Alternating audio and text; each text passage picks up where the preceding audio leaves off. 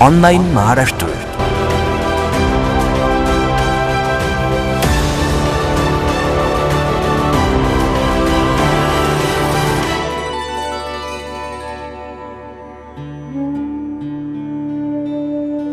धामणगावचे संत आदी होते वीर, हिंदू आणि मुस्लिमांचं एकच मंदिर।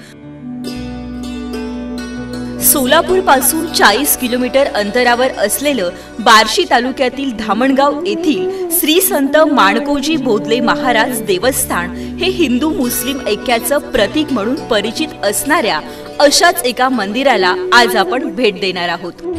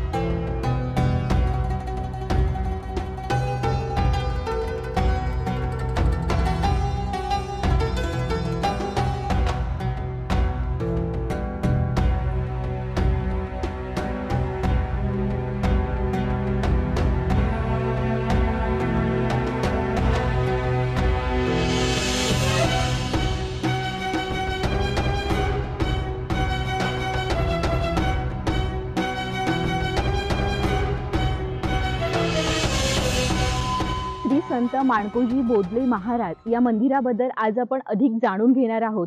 धामणगावचे ग्रामस्थ सुहास ढेकणे सर माझ्यासोबत आहेत। नमस्कार सर, या मंदिराबद्दल म्हणजे संत माणकोजी बोधले महाराज हे हिंदू मुस्लिम ऐक्याचं प्रतीक म्हणून परिचित आहे। या मंदिराबद्दल आम्हाला अधिक जाणून घ्यायचंय, काय सांगाल या मंदिराबद्दल? धन्यवाद। धामणगावचा ग्रामस्थ म्हणून मी आपलं प्रथमतः स्वागत करतो। काय न करतो कशाने तरतो, नाम तुझे घेतो एक भावे, नाम तुझे घेता बोबड्या बाणी, नयमज गाणी करू काय, नयमज गाणे नयमज नाचणे, शरण मी आहे तुझे पायी, बोधला म्हणे देवा मज बोधिले, आवडीने ठेविले नाम माझे। माणकोजी जगताप यांना पांडुरंगानं प्रत्यक्ष बोध दिला आणि जगतापाचे बोधले झाले आणि श्री संत माणकोजी बोधले महाराज यांचं देवस्थान हे धामणगाव दुमाला। प्रथमतः मी तुम्हाला गावाचं नाव कसं पडलं हे सांगतो। तर ज्यावेळी पांडव आणि कौरव यांच्यातील करारानुसार पांडवांना अज्ञातवासामध्ये जायचं होतं। अज्ञातवासासाठी कुठलं ठिकाण निवडायचं या संदर्भात श्रीकृष्णासमवेत पांडवांची या ठिकाणी, या पवित्र ठिकाणी बैठक झाली आणि त्या बैठकीमध्ये त्यांची पुढची वाटचाल कशी असेल हे ठरले।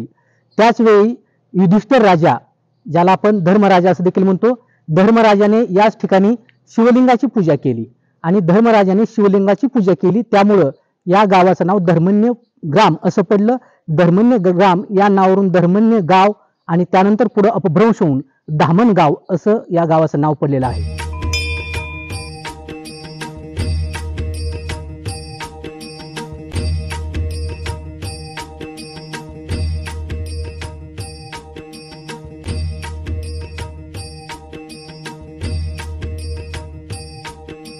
श्री संत माणकोजी बोधले महाराज धामणगाव हे असणारे माणकोजी महाराज संत हे तुकाराम महाराजांच्या समकालीन झालेले आहेत। या संतांचं जीवनचरित्र असं आहे की हिंदू आणि मुस्लिम यांच्या ऐक्याचं प्रतीक म्हणून यांच्याकडं पाहिलं जातं आणि त्याच्याही मध्ये ब्रह्मतेज आणि क्षात्रतेज हे दोन्ही परंपरा एकत्रित असलेलं हे संत चरित्र आहे। अशा प्रकारचं हे संत चरित्र आहे। आता हिंदू मुस्लिम ऐक्याचं प्रतीक असं का मानलं जातं त्याला एक कारण असं आहे की त्या काळामध्ये मोगल औरंगजेबाची सत्ता होती आणि औरंगजेबाच्या सत्तेखाली परांडे महाल, आता जसा आपण इलाका म्हणतो किंवा जिल्हा म्हणतो तसा परांडे महाल एक सुभा औरंगजेबाचा होता आणि त्याच्या खालीच एक रातंजन म्हणून गाव होतं इथं जवळच असणारं आणि त्या ठिकाणी त्यांचा एक ऑफिस किंवा एक कचेरी असायची। त्याच्यामध्ये हसन खा आणि आमिर खा असे दोन असणारे सरदार होते.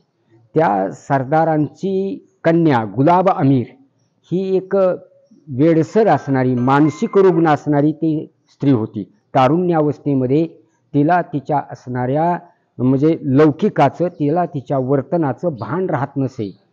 कळत बातमी कळली की बाबा एक हिंदू पीर हा एक जालिम असणार आहे, त्यांना बोलवलं तर तुमच्या मुलीचं थोडंसं मानसिक स्वास्थ्य बरं होईल. अशा प्रकारे सांगितल्यानंतर महाराजाला तिथं नेलं आणि तिथं लिहिल्यानंतर या गुलाब आमिर जी आहे ती गुलाब आमिर तिच्या समोर आणा म्हणले. समोर आणा म्हटल्यानंतर मग घोषा पद्धत मुस्लिमामध्ये असायचा, जनाना पद्धत, आणि ती जनाना पद्धत असायची. त्याच्यामुळं त्यांनी काही जवळ आणलं नाही. माणकोजी महाराजांनी सांगितलं एक दोरीचं टोक त्या मुलीच्या हातामध्ये द्या आणि दुसऱ्या दोरीचं टोक माझ्या हातामध्ये द्या.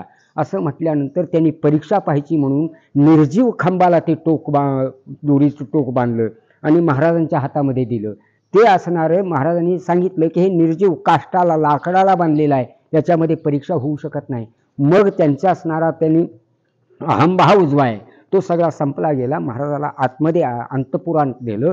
गुलाब आमिर महाराजाला पाहिल्याबरोबर लाजली आणि जे मानवी जीवनाचे आचार किंवा स्त्री धर्माचे आचार आहेत तिला तिची जाणीव झाली. अंगावरती तिनं वस्त्र घेतलं. ही बातमी त्या हसन खा आणि आमिर खा यांच्यातर्फे औरंगजेबाला समजली. औरंगजेबानं आदिलशाही नष्ट करण्याच्या हेतून दक्षिणेमध्ये आले. दक्षिणेमध्ये कृष्णा नदीच्या तीरावरती गलगला म्हणून गाव आहे, त्या गलगल्याला त्यांची छावणी उतरली आणि मानसिंगराव जाधव म्हणून जे सरदार होते माणकोजी महाराजाला घेऊन जाण्यासाठी पाठवले.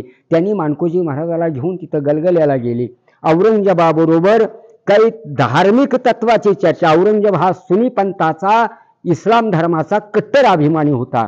औरंगजेबाबरोबर काही धार्मिक तत्वाची चर्चा झाली. त्या धार्मिक तत्वाच्या चर्चेमध्ये महाराजांनी जे काही मुद्दे मांडले त्या मुद्द्यावरती औरंगजेबाला ते मुद्दे पटले.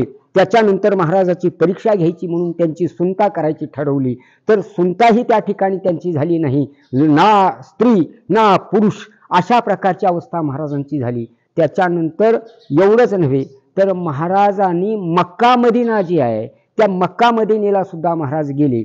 हे सगळं ज्या वेळेला औरंगजेबानं पाहिलं त्यावेळेला औरंगजेबाचा धर्मवेडेपणाचा अहंकार महाराजांच्या बाबतीमध्ये कमी झाला आणि कमी झाल्यानंतर मग महाराजांना त्यांनी त्या ठिकाणी काही वर्षासनं दिली. काही तुरुंगामध्ये संन्यासी किंवा काही जे हिंदू डांबून ठेवले होते त्यांनाही त्या ठिकाणी त्याने सोडलं आणि मग आमचं एक प्रतीक, हिंदू धर्माचं ऐक्याचं प्रतीक म्हणून औरंगजेबानं या मंदिराचं बांधकाम करीत असताना हे जे डेर आहेत मस्जिद टाईप बांधकाम आहे, त्याच्यावरती चांद आहे, मुस्लिमांचा चांद जो आहे त्याच्यावरती ते प्रतीक आहे. आणि आज सुद्धा आमचं जे ही बोधले संप्रदायाची परंपरा आहे, या बोधले संप्रदायाच्या परंपरेमध्ये वैशाखवारी असेल, माणकोजी महाराजांचा संजीवन समाधी सोहळा असेल, आषाढी कार्तिकी सोहळा असेल यात्रेचा, किंवा आमची पौष पौर्णिमा जगदंबेची वारी असते, या प्रत्येक ठिकाणी मुस्लिमांचा चोपदार या परंपरेमध्ये आहे. अशा प्रकारे हे हिंदू आणि मुस्लिम यांचं ऐक्य घडवून आणणारे हे एक महान संत होऊन गेलेले आहेत.